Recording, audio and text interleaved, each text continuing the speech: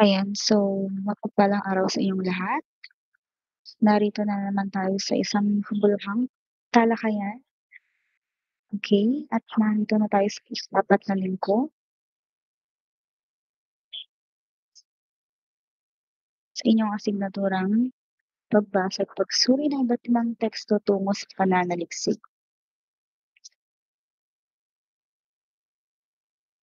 Okay, so bago tayo magsimula sa ating aralin, pag-isipan muna natin ang isang katanungan. Hmm,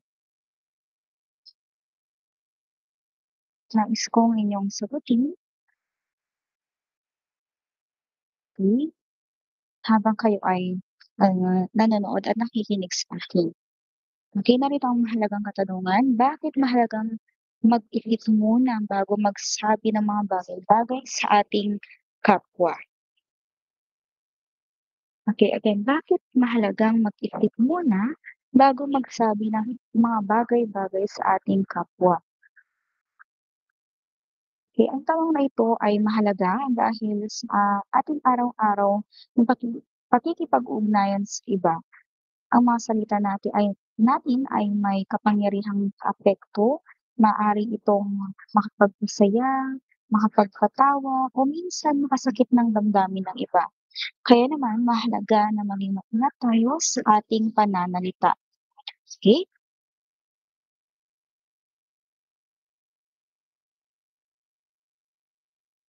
Okay, so sa ngayong araw, um, pag-uusapan natin ang tekstong impormatibo, ang pinakaunang teksto na pag-aaralan natin ngayong midterm. Ito ay isang uri ng teksto na naglalayong magbigay ng isang malinaw na impormasyon at liwanag sa mga mambabasa o nakikinig. Sa pamamagitan ng tekstong impormatibo class, natututo tayong maghatid ng tama at kapaki-pakinabang na impormasyon na katulad ng pagiging maingat sa pagsasalita at pagbibigay ng ideya sa iba.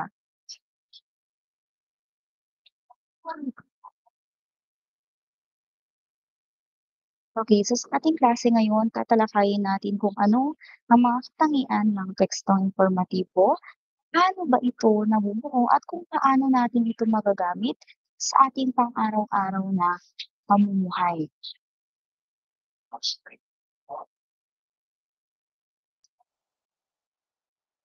Okay, sasabi dito sa kahulugan ng tekstong impormatibo, sabi diyan, ito ay isang anyo ng pagpapahayag na naglalayong magpaliwanag at magbigay ng impormasyon. Okay,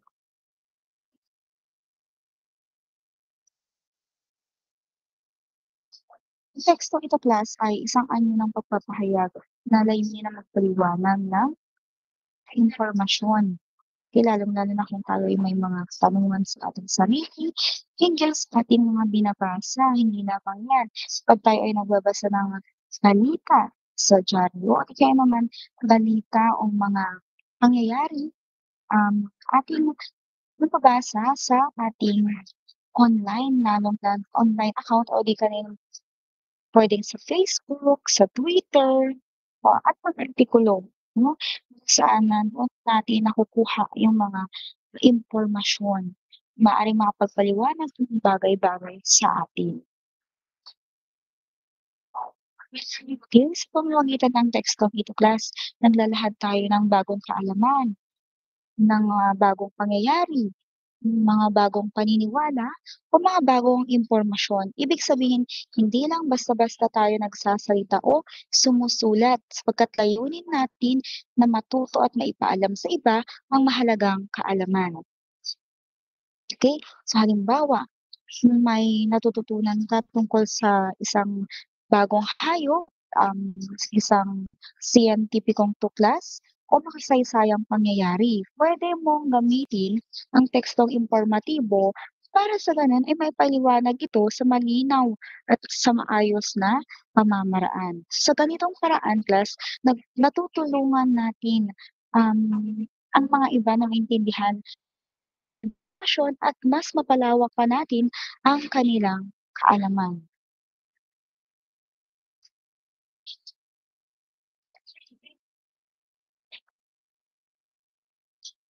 Okay, so yan. So, isa sa mga katangian ng tekstong impormatibo ay ang kakayahan nitong sumagot sa mga batayang tanong na karaniwang tinatawag nating five wives and one husband. Sa ano nga ba ito sa Filipino? Sabi diyan, meron po tayong ano na kung saan ito ay tumutukoy sa paksa o pangyayari. Saan? Okay, tinatanong naman yung saan ito naganap o saan ba ito umiiral? Kailan? Kailan ba ito nangyari? Paano? Paano ito nangyari at paano ito isinasagawa? Sino? Sino ang mga kasangkot o nakararanas nito? Ngayon naman dumako na tayo sa layunin ng tekstong impormatibo.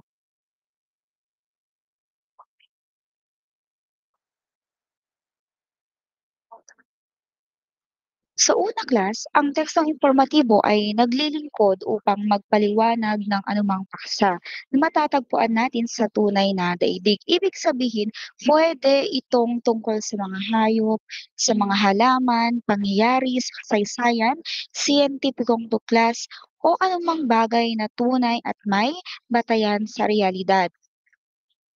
Okay, pangalawa, layunin din nitong magbigay ng mahalagang impormasyon upang alisin o linawin ang mga agam-agam kapag tayo ay naguguluhan. Halimbawa, kung may maling akala ang iba tungkol sa isang paksa, dito natin maipapaliwanag o maipaliliwanag ng ang tama at makatotohanang impormasyon para maging malinaw ang pag-unawa ng lahat. Okay, so yun yung una at pangalawang layunin ng tekstong impormatibo. Dumako na tayo sa ikatlo, ikaapat at panghuli. So dito muna tayo sa pangatlo. Sabi dito, ang tekstong impormatibo ay nakaayos ng sunod-sunod. So hindi basta-basta inilalagay ang mga ideya class. Dapat ito ay may malinaw ng pagkakasunod-sunod para mas madaling maunawaan ng mambabasa o nakikinig. Pang-apat, ang impormasyon ay inilalahad ng buong linaw. Ibig sabihin, hindi tayo paligoy-ligoy. Dapat malinaw at tiyak, specific, no, ang bawat ideya na ibinabahagi natin. At panghuli, um, ang tekstong impormatibo ay may kaisahan. So lahat ng pahayag at ideya ay nag-uugnay sa pangunahing paksa. Dapat meron tayong pangunahing paksa or main topic. Kaya hindi naguguluhan ang nakikinig o nagbabasa ng teksto. Okay, so sa madaling salita class, ang layunin ng tekstong impormatibo ay upang paliwanag at magbigay ng malinaw at maayos na impormasyon tungkol sa totoong bagay sa mundo upang matuto tayo at ng maintindihan ng lahat. Okay, so ngayon naman pag-uusapan natin ang ilang halimbawa ng tekstong impormatibo. Alam ko naman na familiar na kayo sa mga iba't ibang ito, ngunit nais ko lamang, isa-isahin 'no, ang mga halimbawa ng tekstong impormatibo.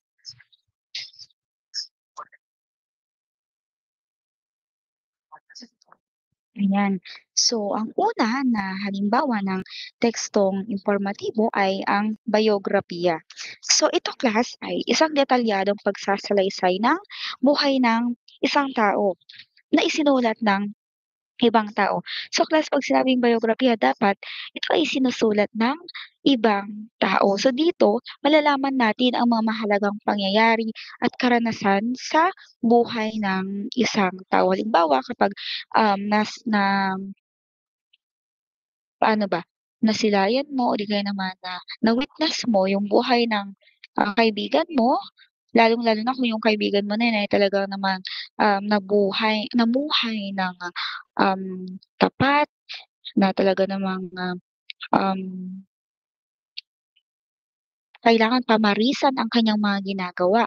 So, ikaw bilang isang kaibigan isinulat mo ang mga mahahalagang, pangyayari, hindi lamang pangyayari kundi yung mga mahalagang nagawa niya sa kanyang buhay. Okey, so yun ang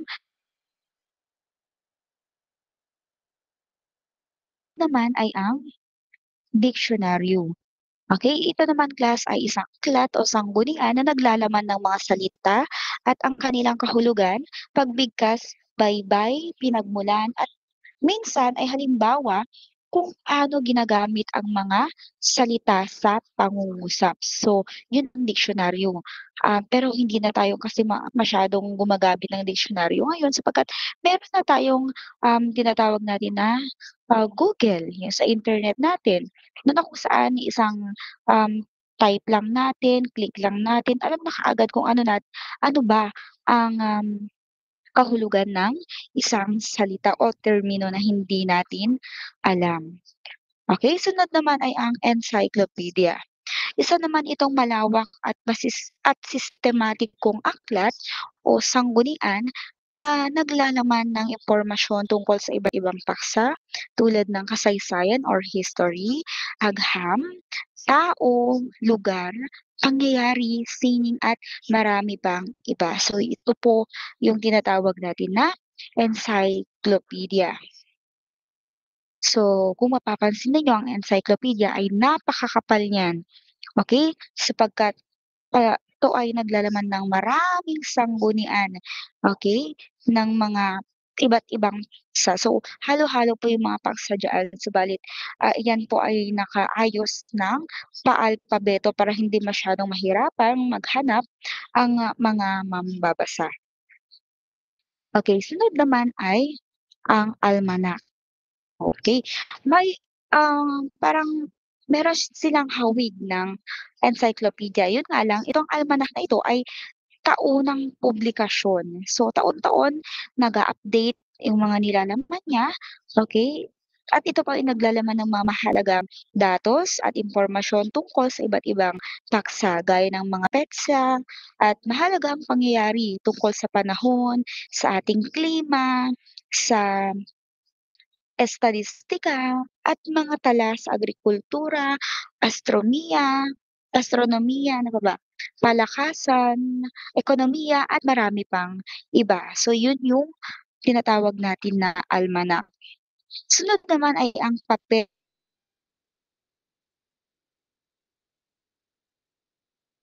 pananaliksik. Alam ko namang alam na alam ninyo ito sapagkat, kayo ay, kung hindi pa ninyo tapos ito, meron na kayo nito ngayong, SEM na 'to. Kaya I know na yung mga STEM health, okey, yung ibang, strand ay tapos na ito subalit meron pa rin namang kumukuha nito ngayon at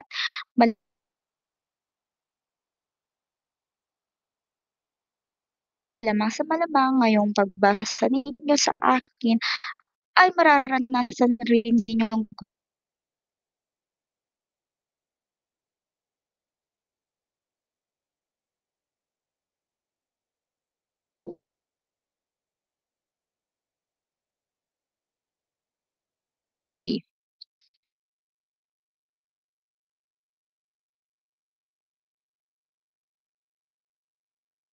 okey, kasama rin dito ang na isang tala o record, okey, ng mga So, yan po ang journal, okey? Ano pong tintala, ano pong sinusulat natin dito? Obserbasyon, karanasan, ideya o pag-aaral na isinusulat regular upang masubaybayan natin 'no, ang kaalaman o karanasan ng isang tao.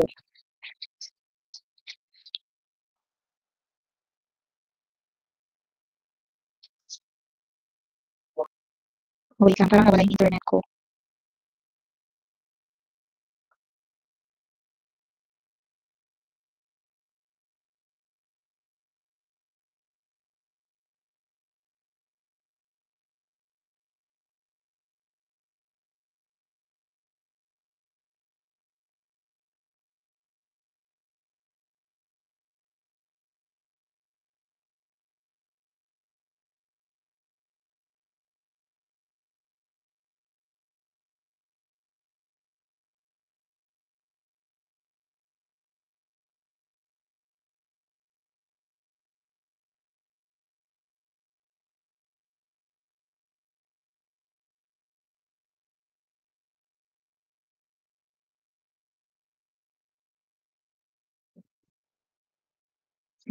Journal.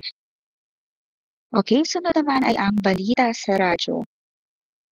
Ayan, so siyempre ito ay isang ulat na naglalahad ng mga mahalaga at kasalukuyang pangyayari na inilalathala sa pahayagan. So nababasa natin ito sa newspapers at kadalasan ito po ay daily upang maging alam ang publiko sa mga nangyayari sa paligid. So tayo bilang nasa bagong henerasyon,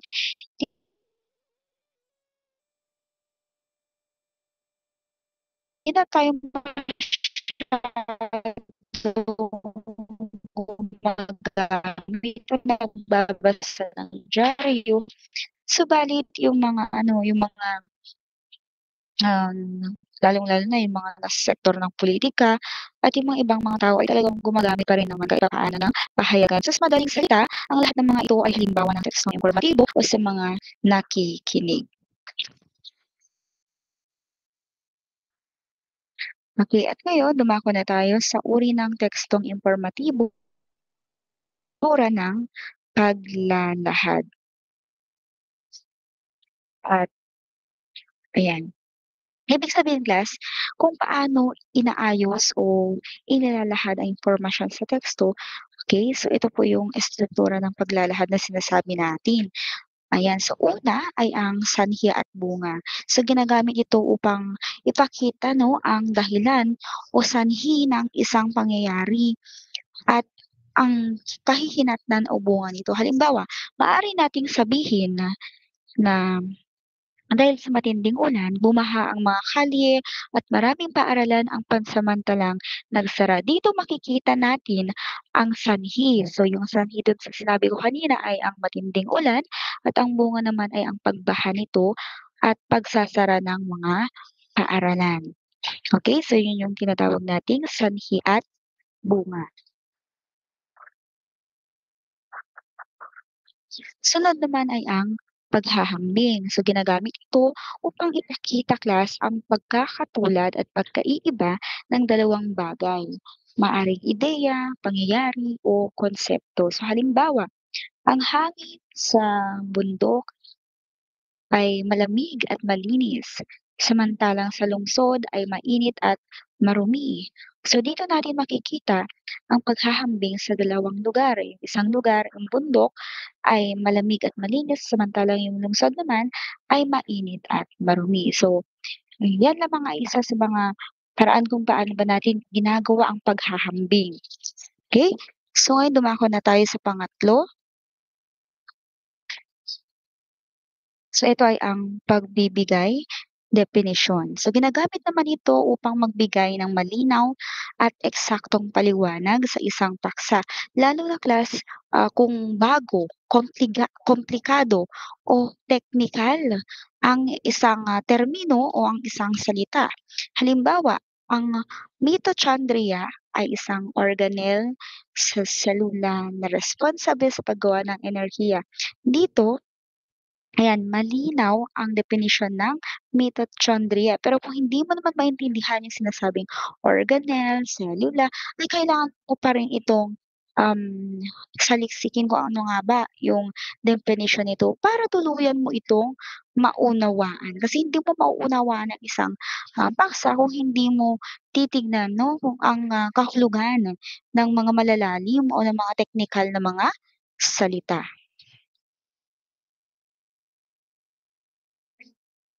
Okay, at ang panghuli ay ang paglilista o klasifikasyon. So ginagamit naman ito upang ipakita ang organisadong pagkaayos ng impormasyon sa pamamagitan ng paghati-hati ng mga bagay ayon sa uri, ayon sa klase o ayon sa kategorya. So halimbawa, ang mga hayop sa zoo ay nahahati sa tatlong uri.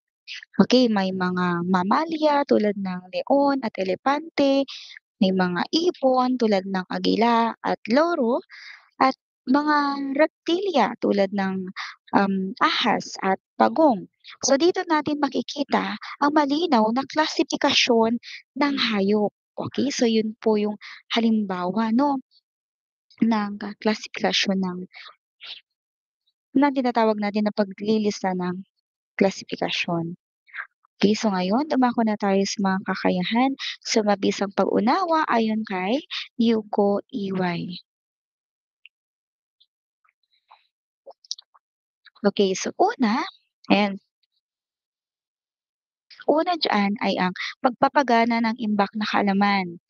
Okay, so ito ay, kapag ginagamit natin ang dating alam natin o karanasan para mas maunawaan natin ang bagong impormasyon sa teksto. So halimbawa, kung nagbabasa ka tungkol sa pagbibisikleta sa bundok, mas maintindihan mo ito kung, nakaranas ka na ng pag-akyat ng bundok o ng bisikleta.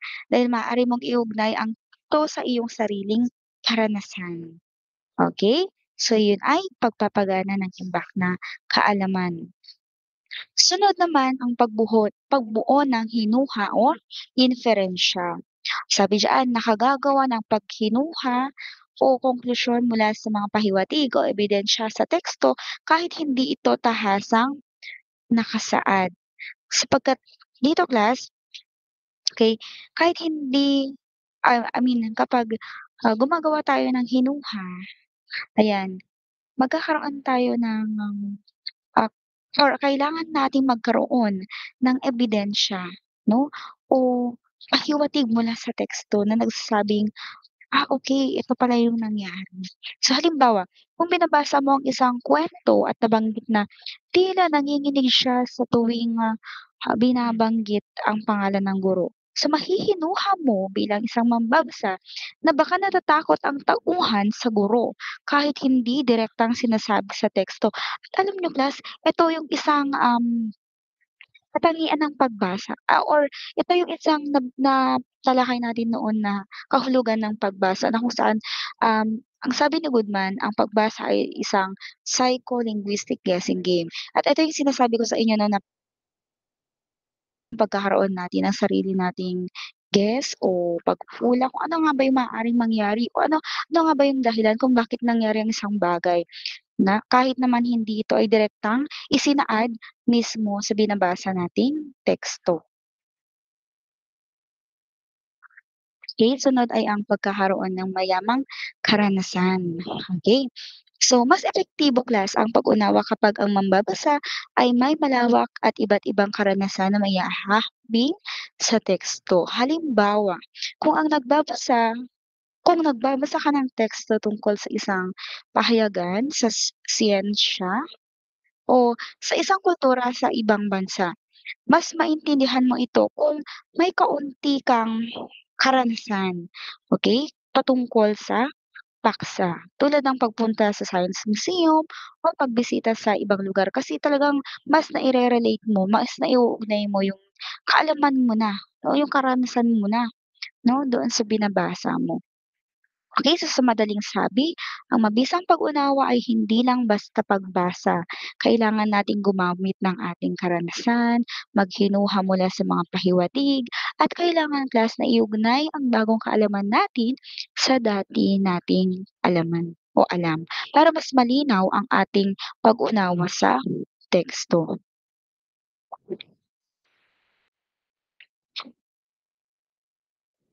Okay, so hanggang doon muna ang ating, talakayan para sa linggong ito at kung may mga tanungan kayo maaari niyo naman akong lapitan, maaari niyo akong i-chat after po ninyong mapanood itong, video lecture ko ngayon.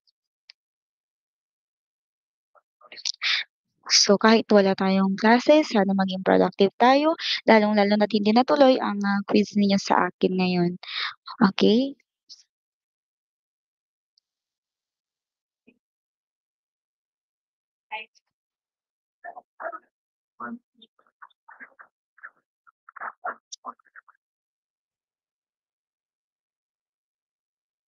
Ayan, so bago ko tapusin itong, presentation na 'to, itong, slide ko na 'to, ay nais kong makita ninyo kung ano yung, una ninyong peta sa pagbasa. Ito ay SciTech writing. Hindi kayo gagawa ng, or hindi kayo magsusulat 'no, kundi meron na kaming ipo-provide sa inyo na isang artikulo o isang, SciTech writing. Ang kailangan niyo lamang ay suriin at meron po tayong panuntunan dito kung paano ninyo isasagawa ito. So, Gaya ng sinabi ko kanina, bibigyan ko namin kayo ng, artikulo na kailangan ay may kaugnayan sa inyong strand. Okay, so kung kayo ay STEM Health, siyempre bibigyan namin kayo ng artikulo patungkol sa larangan ng medisina.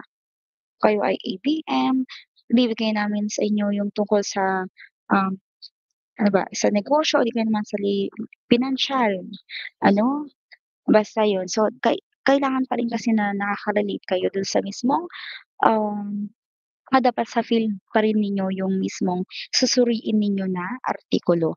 Okay, so ano ba yung mga kailangan niyong suriin diyan? So meron yung akda at layunin, klasifikasyon ng impormasyon, so nandiyan yung organisasyon ng teksto, nandiyan yung halimbawa at ebidensya. Kailangan ninyong tignan ha, kung ano yung mga halimbawa ng mga ginamit o ebidensya. Okay, nandiyan yung wika at estilo, ayan. Okay, so kailangan din ninyong magbigay ng pangkalatang suhestiyon ninyo or feedback hinggil sa nabasa ninyong teksto at lalong-lalo na't kailangan ninyong isulat o itala ang inyong pagsusuri sa graphic organizer o sa table na nandito sa ating screen. So ayan, merong, um tatlong kategorya namin, nandiyan yung aspeto, nandiyan yung obserbasyon at pangkalahatang suhestiyon. Ang kailangan niyo na lamang punan ay ang column ng obserbasyon at pangkalahatang suhestiyon o feedback. Ito ay, ikasagawa ninyo ng diets lamang. Okay, again, humanap kayo na ng sarili ninyo, humanap na kayo ng magiging partner ninyo dito sa PETA na 'to kasi nga diets lang po ito, okay. Kung may mga katanungan kayo, puwede niyo akong tanungin at i-raise na lang ito sa ating GC. Okay, ayan. So, maraming salamat, pakikinig 'no, hanggang dito sa huling bahagi ng ating talakayan ng aking, um, video lecture.